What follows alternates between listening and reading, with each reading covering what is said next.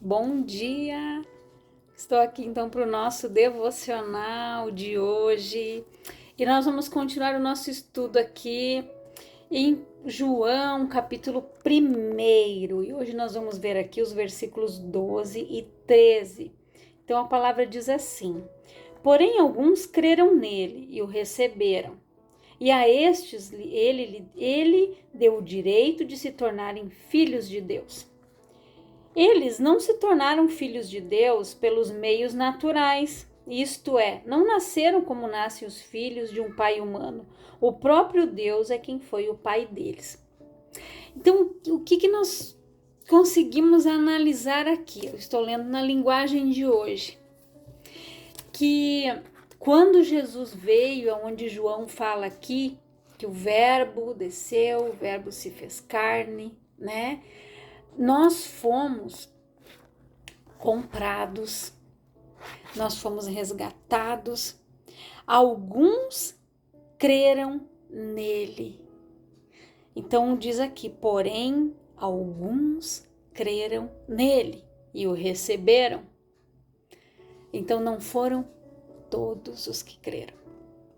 Aqueles que o receberam, estes ele deu o direito de se tornarem filhos de Deus. Então, nós devemos entender que enquanto nós não aceitamos Jesus, enquanto nós não reconhecemos que ele é o Filho de Deus, que ele nasceu, que ele morreu por nós, enquanto isso não acontece, nós somos criaturas. Nós não somos filhos. Passa a ser filho aquele que crê que Jesus veio, nasceu aqui, né, como um homem, viveu aqui como um homem para nos ensinar, morreu na cruz, nos comprou, porque o sangue era necessário que fosse derramado para comprar, para nos resgatar novamente. Ele apagou a nossa dívida, mas somente os que creem, que fizeram dele o único e suficiente Salvador das suas vidas, podem ser chamados filhos de Deus. Tem um ditado, né? Geralmente as pessoas dizem, né? Eu também sou filho de Deus. Só que passa realmente a ser filho quando você entende isso. Quando você tem esse entendimento que João passa aqui. Que você é filho no momento que você recebeu o filho. No momento em que você reconheceu o filho, você também recebe o pai. Nós somos adotados por ele. E por isso diz aqui, eles não se tornaram filhos de Deus pelos meios naturais. Isto é, não nasceram como nascem os filhos de um pai humano. O próprio Deus é quem foi o pai deles. No momento em que nós escolhemos Jesus, o próprio Deus, ele nos acolhe como pai. Ele cuida de nós. Deus, ele abomina o pecado, mas ele ama o pecador. Então, nós precisamos entender que enquanto nós estamos no pecado, enquanto nós não aceitamos Jesus, enquanto nós não nos libertamos da vida pecaminosa, nós estamos afastados do Pai.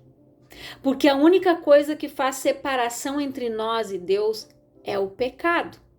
Nós precisamos compreender isso. E nós precisamos entender que é um excelente momento, né, para a gente nos deter e desfrutar, né, do privilégio que nos foi concedido. Qual seja o direito, né, de chegarmos a ser filhos de Deus. Mesmo que compreender perfeitamente o que significa ser filhos de Deus, possa levar uma vida inteira.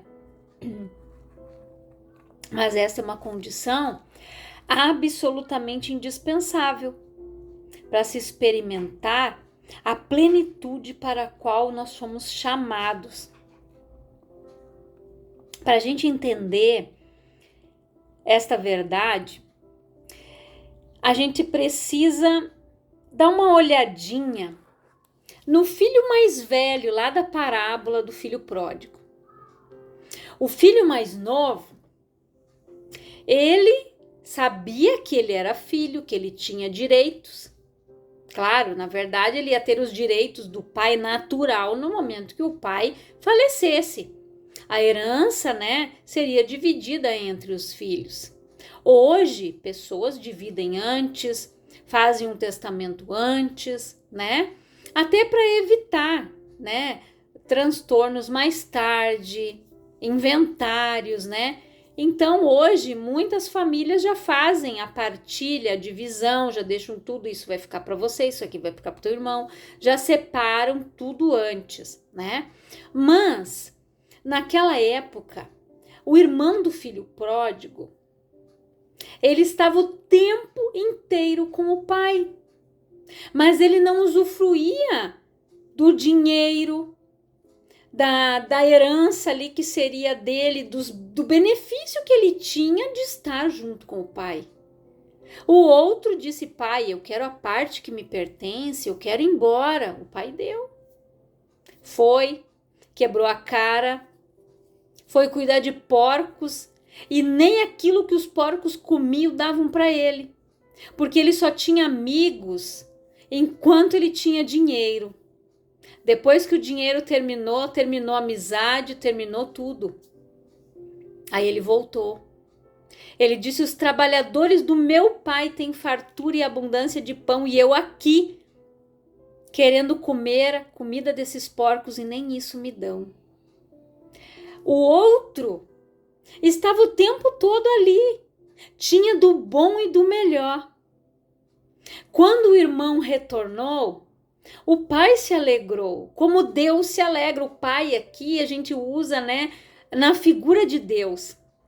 O pai se alegrou que aquele filho se arrependeu e voltou. E o outro ficou enciumado, porque o pai mandou matar o bezerro cevado, porque o pai foi festejar. E ele disse: pai, o senhor nunca me deu um bezerro para mim comemorar com os meus amigos. Ele disse: filho, tudo que eu tenho é teu. Você já parou para pensar nisso? Que nós temos poder e autoridade que Jesus nos deu, ele conquistou na cruz. Ele disse: eis que vos dou poder e autoridade em meu nome. Vocês vão expulsar demônios, vocês vão curar os enfermos, vocês vão fazer coisas maiores ainda. Se vocês beberem algo mortífero, não vos causará dano algum. Então, nós precisamos entender a posição que nós ocupamos, de filho e de filha de Deus. Nós temos sujeitos à autoridade de Deus, então nós resistimos ao diabo e ele foge de nós. Nós temos o poder e a autoridade. Esse filho, ele estava o tempo todo ali. Assim como tem pessoas que vivem uma vida inteira dentro de uma igreja, ouvem a palavra, mas só ouvem, não a praticam. E ficam como esse filho aqui. Quando o outro consegue uma bênção, eu fico enciumado, mas como? Eu tô tantos anos aqui na igreja e o outro chegou ontem, já foi curado, já foi abençoado, já prosperou. Por quê? Porque esta pessoa entendeu quem ela é em Cristo. Ela entendeu que no momento em que ela aceitou Jesus, ela é filha, ela é filho de Deus. Ele é filho e ela é filha. É isso que você tem que entender. Tudo que o Pai tem é teu. Em Isaías, no capítulo 1, diz: se quiserdes e me ouvirdes, comereis e bebereis o bem desta terra. É nós que fazemos a escolha, se eu quero ou eu não quero. Deus, ele não faz nada sem a tua permissão. No momento em que você reconhecer e dizer, Senhor, eu preciso de ti, me dá direção. Pai, cuida de mim. Quando você reconhece a paternidade de Deus, quando você reconhece e você diz, Pai, eu preciso de um colo, eu preciso de uma palavra, de um conselho, de uma direção, o Pai, ele te dá. É como nós, pais, mães. Se o filho chegar para nós e perguntar, mãe, pai, o que você acha? O que eu faço? Você sempre vai dar a melhor direção para o teu filho e para a tua filha. Porque a palavra diz, se nós que somos maus sabemos dar boas coisas aos nossos filhos, quanto mais o nosso Pai que está nos céus. Então, busque a Ele. Peça. Reconheça a paternidade de Deus na tua vida. Lembre-se de que você é filho, de que você é filha. Você não é mais escravo das trevas, mas você é filho. Porque Ele nos amou primeiro. Ele nos comprou de volta. Ele nos resgatou. A palavra diz que Ele deu o seu único filho unigênito. Ele deu.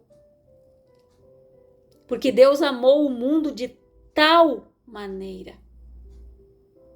A gente não consegue entender a excelência, a grandeza do amor de Deus, o cuidado de Deus de nos comprar de volta.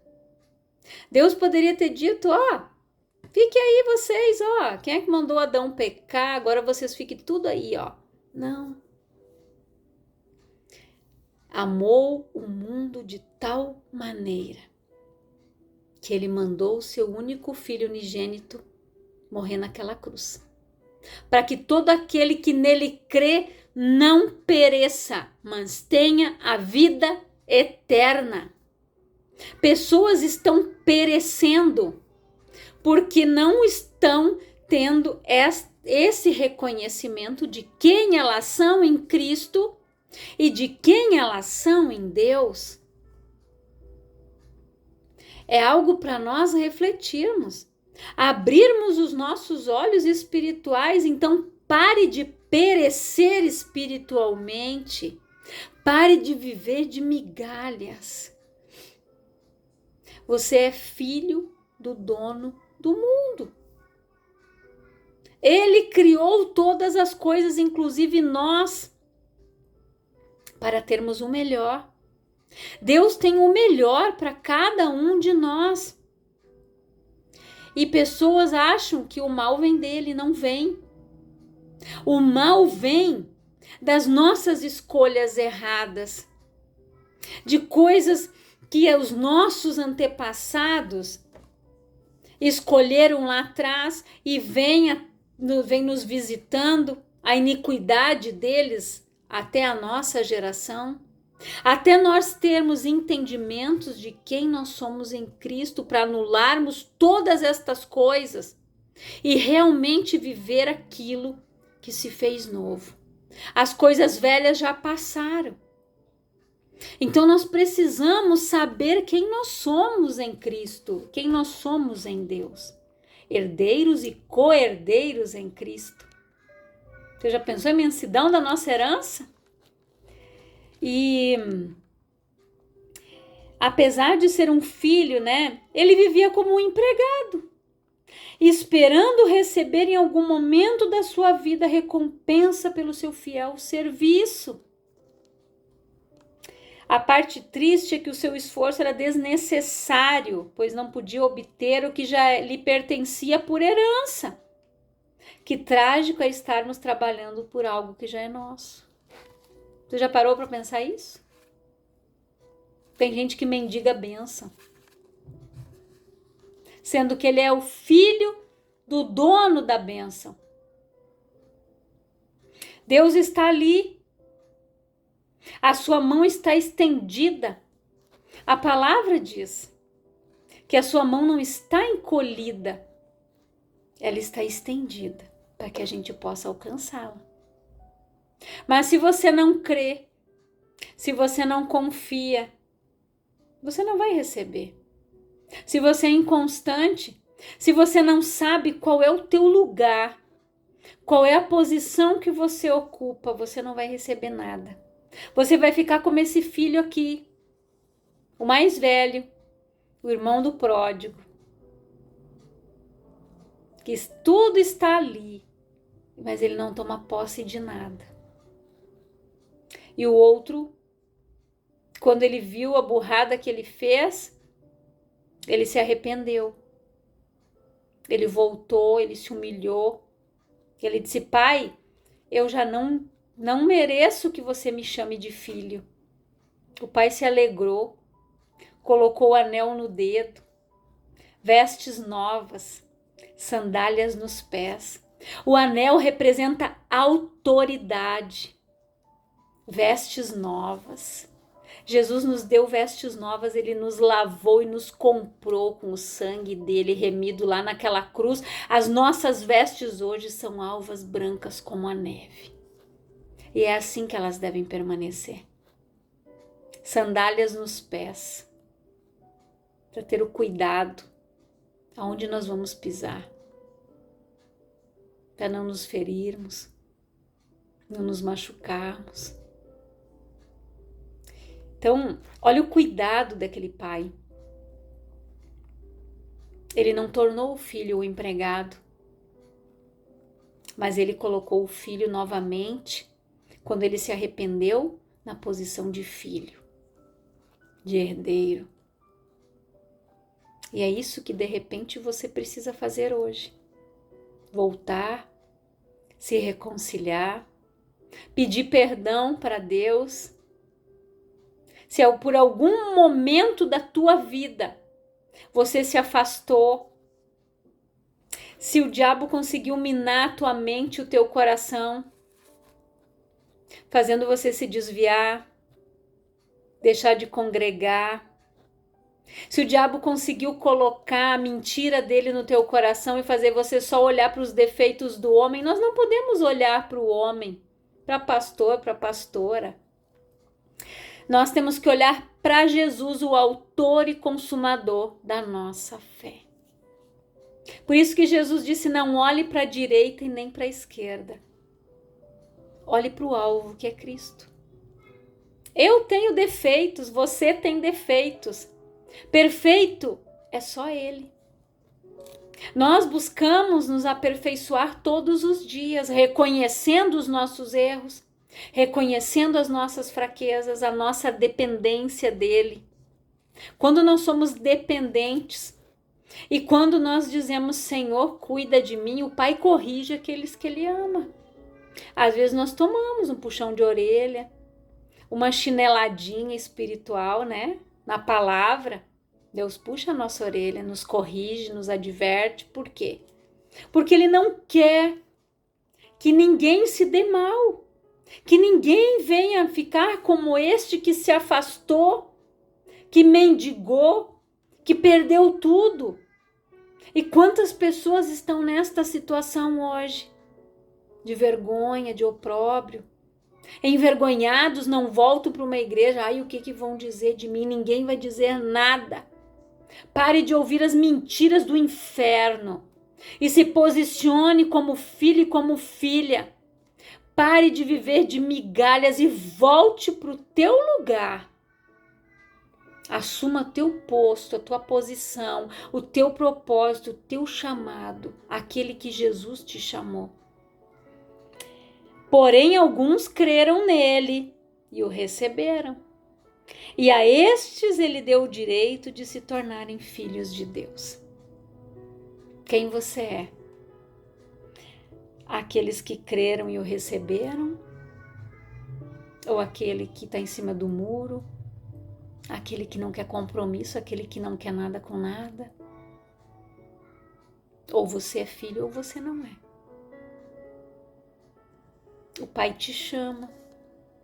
Então volte, abandone o pecado, porque o salário do pecado é a morte. O pecado só vai te deixar morto espiritualmente, cada dia mais longe de Deus, longe da salvação, longe de Jesus, longe de viver aqui uma vida plena em abundância, com fartura. Davi disse: nunca vi o justo desamparado e nem a sua descendência mendigar o pão. Então pare de mendigar o pão. O infortúnio de uma vida de pobreza, apesar de ser herdeiro das riquezas de um rei, foi o que levou Paulo, a orar com fervor pela igreja de Éfeso.